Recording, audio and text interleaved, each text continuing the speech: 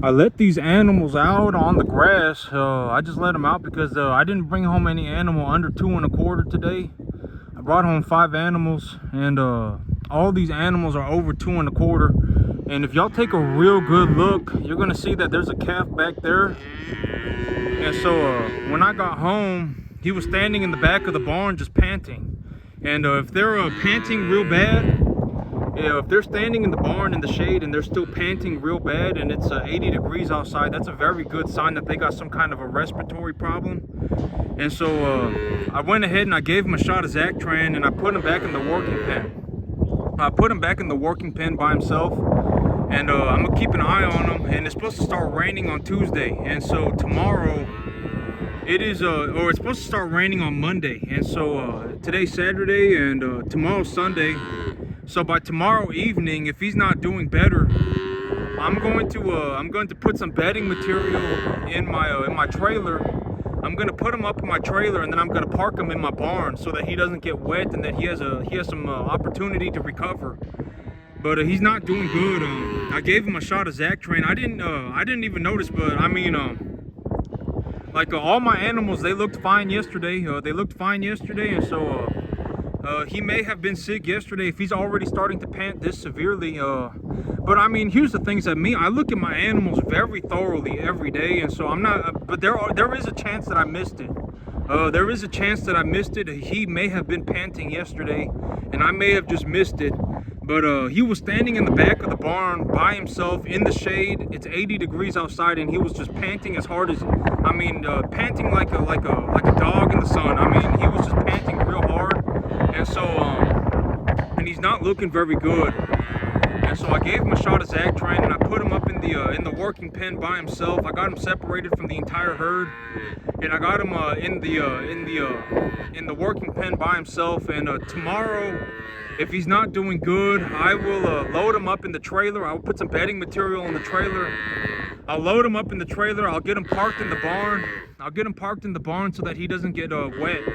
He doesn't get rained on Tuesday. When it starts raining on Monday, when it starts raining, he won't get rained on. And if he's doing real bad by Tuesday, I'll take him to the vet. I'll already have him in the trailer, and so I'll go ahead and take him to the vet. But I got very fortunate. I let these animals out on the grass, and the 10 animals that I need to give shots to are the 5 animals that I brought in last week, and the 5 animals that I brought in today. They just separated on their own. The 10 animals that I need to give shots to, all 10 of them, 100% of them just came running back into this pen by themselves. I didn't do anything. They just came running back here, and the other 10 animals that I've already given shots to and they've already been squared away, they're standing in the front by themselves. And so I got very fortunate today, and so I said I'll take it. In all honesty, I'll take it. And so the 10 animals that I need to give shots to and that I still need to get castrated, they are in this pen, and they ran over here by themselves. They separated by themselves, and they ran over here by themselves. And so I got very fortunate today. Tomorrow morning, that means all I got to do is wake up. I just got to give them shots. I got to make sure that the animal in the sick pen is doing okay. The one that I got separated, I got to make sure he's doing okay. And then I got to give the rest of them shots, and I got to get the bulls castrated. And also the Lido bands, that's what they're called. The bands with the numbing medication on them, the castration bands with the numbing medication on them. I did order them, and they got delivered yesterday. And so I will be able to numb these animals and castrate them at the same time. And so that's an objective improvement. And so I'm very happy about that. And so I'm gonna get these animals castrated with those bands tomorrow. And yesterday my check got here. My check got here, and I realized that I had ran the numbers wrong. When I had ran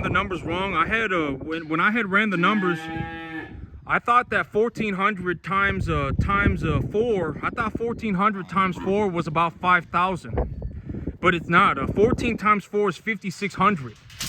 And so yesterday, my 4 animals, I got $5,970 for them after all commissions. In total, I had made $6,230.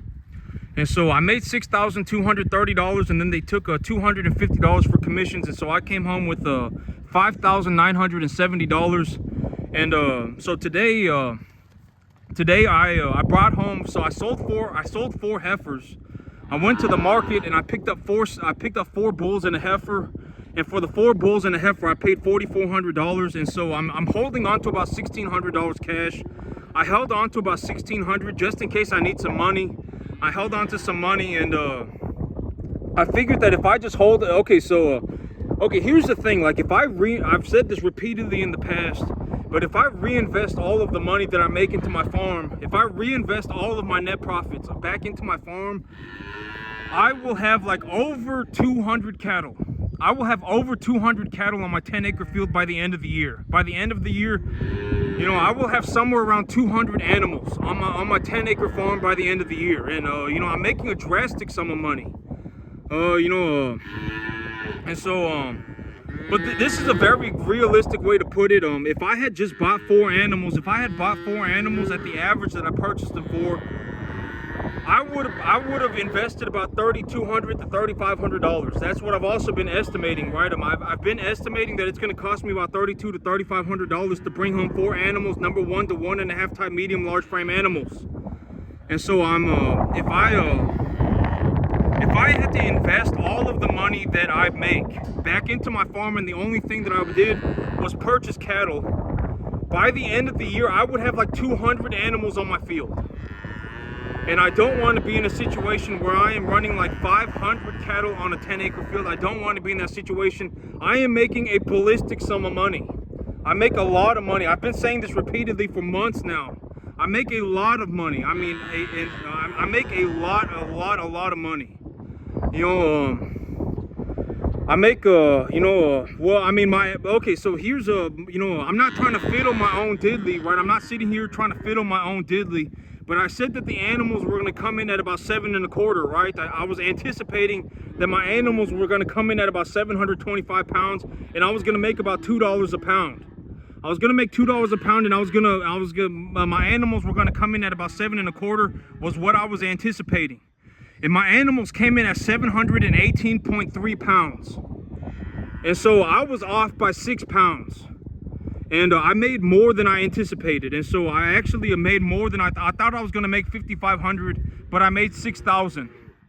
And so I did better than I was anticipating. That's also what I mean by plus or minus 10%, right? As long as I hit the dot within plus or minus 10%, sometimes I'll do better, sometimes I'll do worse. But over the long term, I will just average out, right? And so that's what I've been saying repeatedly. I've been saying this, I feel like a broken record, right? I make a ballistic sum of money. If I had to invest all of the money that I made back into my farm, and the only thing that I did was purchase cattle, by the end of the year, I would have over 200 animals on my field. And, but that, I'm not saying this to throw my money in your face. I'm not saying, look at my money. I'm not saying that. I'm saying objectively, this is what is going on, and I will post a picture of my receipt. This is objectively what is happening to me right now. I'm not walking into La La Land. This is not a mystical adventure for me. I'm just giving you the numbers. I make, I would anticipate that I make somewhere between 60 to 70. Okay, but here's also somewhere that I messed up. Is that okay? So the $60,000 to $70,000 a year, I forgot to consider this into my calculation, into my estimate. But if I bring home, if I bring home $30,000, right? If I bring home $30,000 of net income on the first 6 months of the year, so I make, which I probably will do more. I'll probably bring home closer to $6,000. Okay, but let's say I bring home $6,000, $5,000 just to be conservative. I would rather underestimate my earnings than overestimate. I would rather underestimate, because if I underestimate, that's a good problem to have. If I overestimate, it's not good, right? And so if I underestimate, if I just say I'm gonna bring home $5,000 a month of net profit on my cattle over the next 6 months, if I come home with 30 grand, I didn't just come home with 30 grand. I also have the $50,000 that I've been holding on to my cattle up until now, right? And so I do not just invest 30,000, I invest 80,000. So in 6 months, I will not be in a situation where I am investing 50,000. I will take the 50,000 that I've stored in my cattle, and then I will also take the 30,000 that I made on top of that, and then I will have to reinvest that. So I will have to reinvest $80,000 into my farm. And if the only thing that I did was, okay, here's a very good way to put it. Here's a very realistic, objective way for me to put it. If I took my earnings and then took my holdings, combined them and reinvested them back into my farm so that I essentially would legally not owe income tax, I would have to invest $80,000 into my farm by the end of 6 months. I would have to bring home about 100 animals in the next 6 months just so that I can just keep my business plan rolling forward. I would be in a situation where by the end of the year, I will have 100 animals on my 10-acre field, and I do not want to be in that situation. By the 6-month mark of next year, I will be at 200. And by the 2-year mark, I will be at 400 animals. I will be at about 350 to 400 animals that I will need to bring in on my 10-acre field if I just continue my business plan forward. And so, I'm bringing in a ballistic sum of money. I need to figure out what I'm gonna do. This is what I've been saying over the last couple weeks too, is that I need to figure out what I'm gonna do right now. Because I don't want to be sitting there at the end of the year and go, oh my God, I just made $250,000 on my cattle business. How am I going to invest $250,000? I don't want to be in that situation. I want to, if in the first 3 months I make 30 grand, I'll invest the 30 grand at the beginning of the 3 months, at the end of the 3 months. If at the end of 6 months I have 80 grand, I will invest the 80 grand at the end of 6 months. If at the end of 12 months I have $200,000, I will invest I will only have to invest $80,000 to $100,000 on the last 6 months. So I need to perpetually invest. I need to keep investing. And I will post a picture of all of my receipts. I'm not making these numbers up. I've said this repeatedly, I feel like a broken record. I will post a picture of my checks that I bring home, and I will even post a picture of my receipt that I paid about $850 an animal, $900 an animal for these 5 animals. It cost me a total of about $4,400 to bring home these 5 animals, and I brought home a check for about $6,000 yesterday, and so I still have a net. I'm still holding on to about $1,600, and it's only been 2 weeks. So if at the end of 4 weeks I will have about 3 grand. At the end of 6 weeks, I will have, and I don't really want to be in a situation where I'm just holding on to cash. I don't want to be in a situation where I'm just holding on to money in my bank account, because if I hold on to money in my bank account, that money will still be the same amount of money. In the end, after 6 months, it will still be whatever. It will still be 30 grand. It will still be 40 grand. But if I invest 40 grand into animals, right? If I invest 40 grand into these animals, and I objectively, I say, by the time, within 5 months, if I put them on a 65% energy diet, a variable protein 65% energy diet, and I invest, if I take a look at the feeder cattle market and I take 10% off, because I have Texas cattle. I have Texas cattle, so I deduct 10% off of the feeder cattle market, and then I cut that price in half, and that is what I am looking to invest per animal. If I take that formula and I just reinvest my earnings, and the feeder cattle market goes sideways, if the feeder cattle market goes down, there's nothing that I can do about that. It is out of my control. But if I sell my animals for less, I will also buy them for less. And if I even if I do horribly, I will still make a return. I don't know how else to put this. I feel like a broken record. I make a ballistic amount of money farming. I may honestly have to invest something like $200,000 by the end of the year. That is the situation. And I'm not saying this like I'm trying to throw money in people's face. I'm just saying objectively, right? Because what have I said in the past repeatedly? If I make money, I see that as a good thing, because there is a direct correlation between how much money I make and how much beef I produce. When I take, if I were just going to be, if I were just going to give my perspective, I would much rather make $200,000 a year than $40,000. I just would. Okay, you got to take it from my perspective. I would rather make $250,000. I just would. Okay, and if you want to judge me for that, be my guest. God knows that I do honest work. This is not like, it is just as hard for me to make $250,000 as it is for anybody else. If you want to try and go and run cattle, it's a free country, go for it. See how far you get, right? I'm not like God knows it, right? I do honest work. And I just personally, I would rather make $250,000 a year than 40,000. I just rather would. And but the thing about money is that when it comes to money, I mean, people will lie, cheat, and steal, do anything for even $200, even $5, right? And like, it doesn't take a rocket scientist to just look at me and go, my God, he's doing very well, right? He's doing extremely well, like unbelievable, like maybe 1 in 10 million, right? 1 in a million to 1 in 10 million. I've never seen anything like this before. He's obviously doing very well. I mean, people will try and steal. They will, right? I mean, people will try and lie. They'll try and steal. Okay, but here's the thing. But you got to take this into consideration too, right? Like me, listen, I make $250,000 a year running cattle on my farm. I make $250,000 a year running cattle on my farm. It took me 14 years to get here. I work balls to the wall. This is honest work. You know, it's just as hard for me to make this money as it is for anybody else.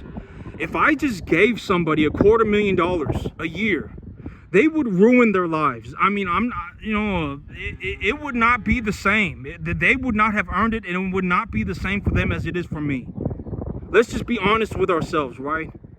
I mean, they're not going to sit there and go, oh my God, it took me 14 years to make it. I have to work 15 hours a day for 15 years straight. And by the end of year 14, I did not get paid until year 14. They're just not going to do that. I mean, it will be different. And then there is a drastic possibility that they end up ruining their lives. So that is my big reason for why I do not just hand people money. Why would I, you know, like if I legitimately believe that it was as easy as me just going and doing this for somebody. But that's also the thing. That's also why I charge stuff like $100,000, right?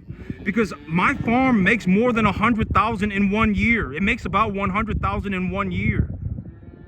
And most people, I mean, they cannot be saved, right? Cannot be saved under any circumstance. And, and I don't mean to sound like a horrible person. Like, I understand that I make a lot of money, right? If I just keep on my business plan for the next 2 years of my life, I will have a net worth somewhere between $5 and $10 million. But it's, you got to take it from my perspective. It's not like, I do honest work. I run cattle, right? There's a direct correlation between how much money is in my bank account and how much beef I produce. I get paid because I feed people. And so it's different. I mean, you got to take it into perspective for the entirety of the situation. I understand that I make a lot of money. I understand that I have a ballistic sum of money. Just in the next, 3 to 4 months, I will probably have something like $80,000. I understand that. But you got to understand that, money is not what makes people good or bad. I mean, you can have poor people who are not good, right? You can have poor people who are desperate and they're not thinking correctly. I mean, oh my God, we should try and pay this guy we should, whatever, right? Crab pot, fiddle fart around and then hope that this guy, saves me, right? It happens all the time. And then me, I'm out here like splitting my chops open, working 7 days a week, right? It's just as hard for me to do this as it is for anybody else. I understand that I make a lot of money, and by the end of 3 months, I'll probably have something like $80,000 in my bank account. By the end of 4 months, I probably will. But by the end of the year, if I had to reinvest my earnings straight into buying cattle, I would have to have over like 200 animals on my 10-acre field. I understand that. But you got to understand that there's a reason for these things, right? There is a reason I did not just fall out of heaven a 7. That, I did not. I mean, I did not. It is just as hard for me to learn to... It is just as hard for me to do this as it is for anybody else. Just as difficult. I don't live on some mystical, magical planet where it's just easier for me to make money than it is for anybody else. It's just as hard for me to make $250,000 as it is for anybody else. I mean, let's just be honest with ourselves, right? And so I made $6,000. I invested $4,400. I kept $1,600. Here in 2 weeks, I'll have more animals going to market. And I got one sick animal, and he's laying there under the fence, and so I think he'll be okay. And if he's not okay, I'll get him loaded up into the trailer tomorrow. I'll park him in the barn, and if he does not seem like he's getting better by Tuesday, I'll go ahead and take him to the vet. But that's it for me today, YouTube. Y'all have a good one.